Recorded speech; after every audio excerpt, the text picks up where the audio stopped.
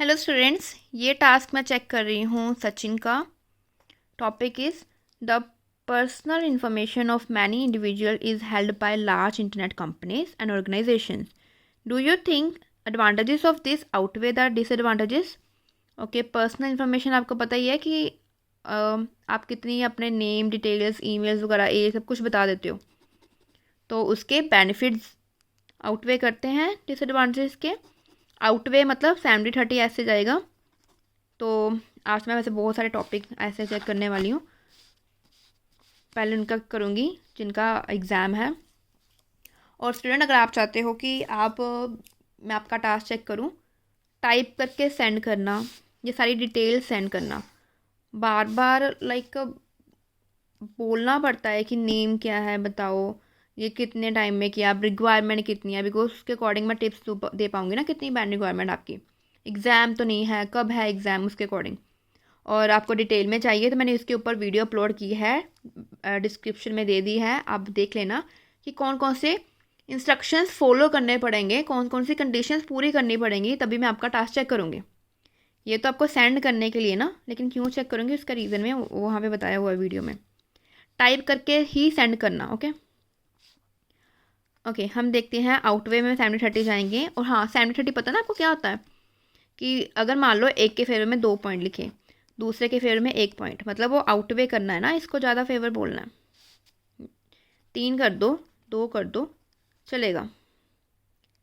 3-1 कर दो, चलेगा। एक चीज़ को आउटवे होना चाहिए, जो मर्जी आ सकता है वो आउटवे में।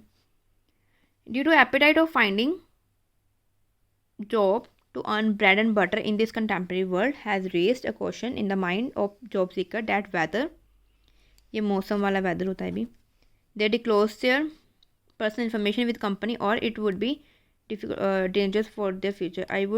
I think there are many demerits of this aspect as compared to merits. Okay, due to appetite of finding job, bread and butter informal word मत लिखा करो, in this contemporary world has raised a question.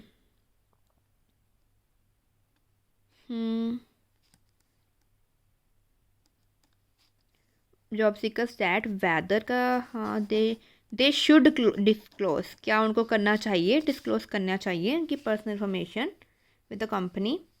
With the company नहीं आएगा, with internet companies. But देखो ना, उन्होंने personal information देते हैं, लार्ज इंटरनेट कंपनीज लेती हैं, ऑर्गेनाइजेशंस लेती हैं, इज हेल्ड बाय। तो जॉब के लिए थोड़ी ना है। आप अगर कोई भी इंटरनेट के लिए कुछ यूज़ कर रहे हो तो वहाँ पे आपका डाटा वगैरह लेते हैं ना, तो आप जॉब के लिए थोड़ा ना कर रहे हो। आपको वो असेस चाहिए किसी एप्लीकेशन का, किसी भी थिंग का, इंटरनेट में किसी भी चीज़ को यूज़ करना है तो असेस चाहिए।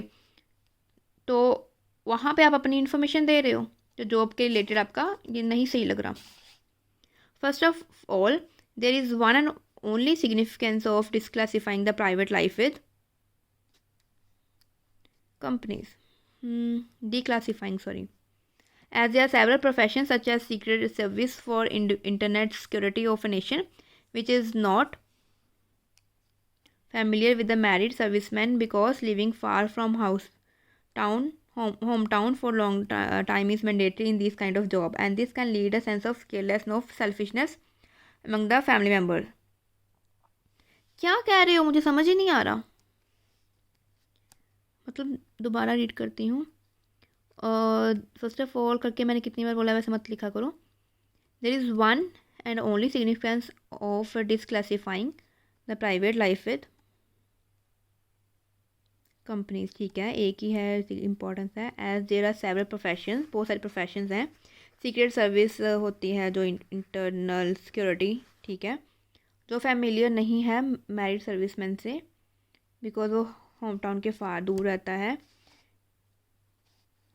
Because living far from home town for long time is mandatory in this kind of jobs and this can lead a sense of careless of among the family members and servicemen, because it is proven by many scientists that love is disappeared somewhere due to long separation from family.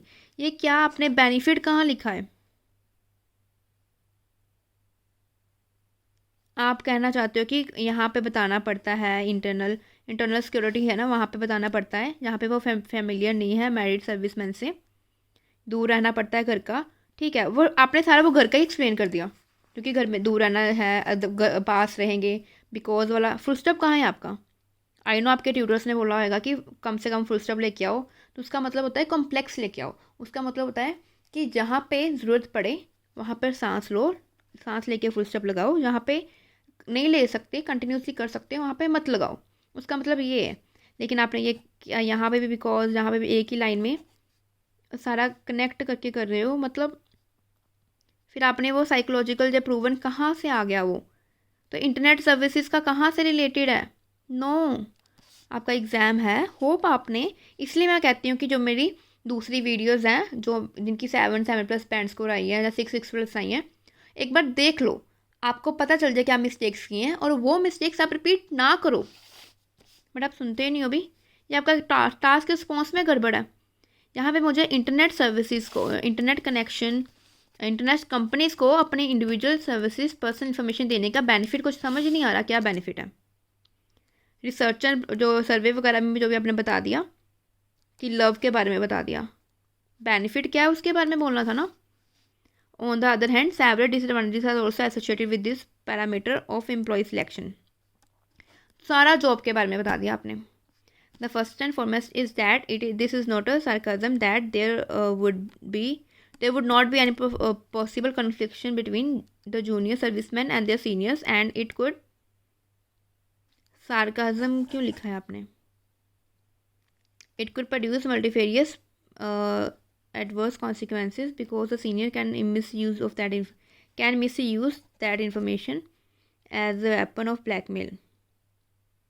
मतलब company internet, मुझे लगता है कि मुझे ही नहीं समझ आ रहा कि टास्क कहना क्या चाहते हैं। Personal information man individual is held by large internet companies है ना, वही कंपनीज आ गए ना जो हम इन्फॉर्मेशन देते हैं। इंटरनेट एक्सेस करने के पहले नेम, एड्रेस नहीं देते, सॉरी, ईमेल वगैरह कितना कुछ देते हैं। हम इवन सेव करके रखते हैं ना इंटरनेट के ऊपर, बट आई नो वो यूज़ नहीं करते, मिस यूज़ नहीं करते, बट फिर भी जो कार्ड डिटेल है, डेबिट क्रेडिट जो भी हम सेव करके रखते हैं। आपने बोला है कि एक कंपनी ने दे दी तो दूसरा एम्प्लॉय उसको मिसयूज़ कर सकता है, राइट, उसका सीनियर मिसयूज़ कर सकता है।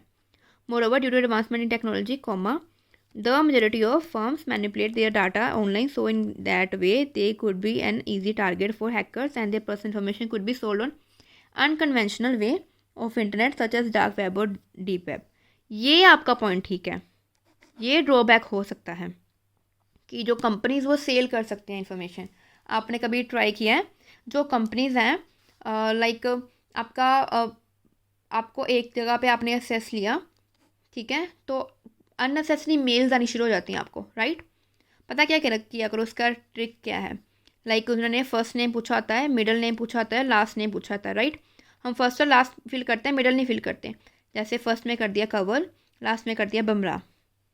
मिडिल नेम क्या है, मिडिल करना कुछ नहीं है, मतलब आप कहते हो कि छोड़ो हमारा मिडिल नेम नहीं, हमने करना नहीं है, तो क्या किया करो, ट्रिक क्या है, मान लो जैसे आपने अमेज़न में अपना ईमेल फिल किया, तो मिडिल नेम में अमेज़न कर दो।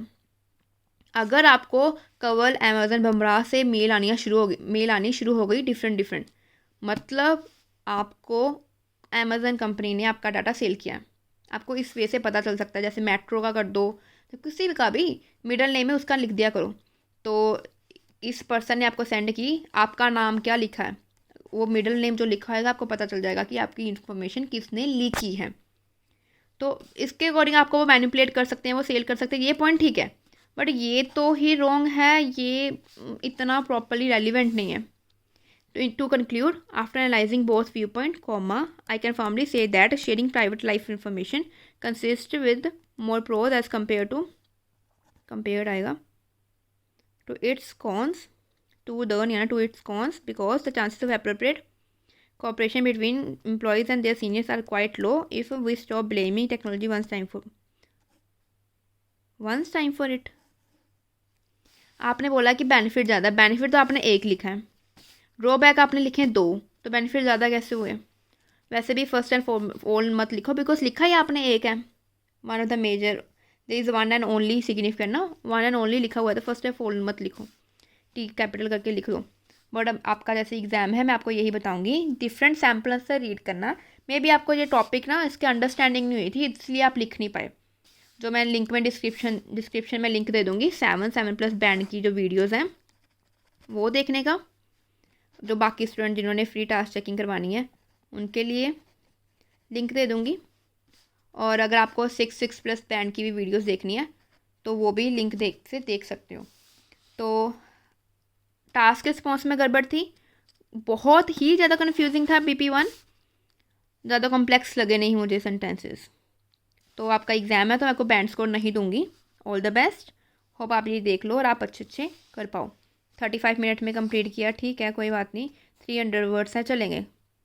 बट आपको टास्क रिस्पॉन्स में गड़बड़ आ रही है, वर्ड 2-3 आपने यूज़ किए हैं, ठीक है good, but variety of sentence structure use करना प्लस टास्क रिस्पॉन्स ठीक रखो, अदरवाइज ये वीडियोस देख लो 7+ वाली। Okay, good night.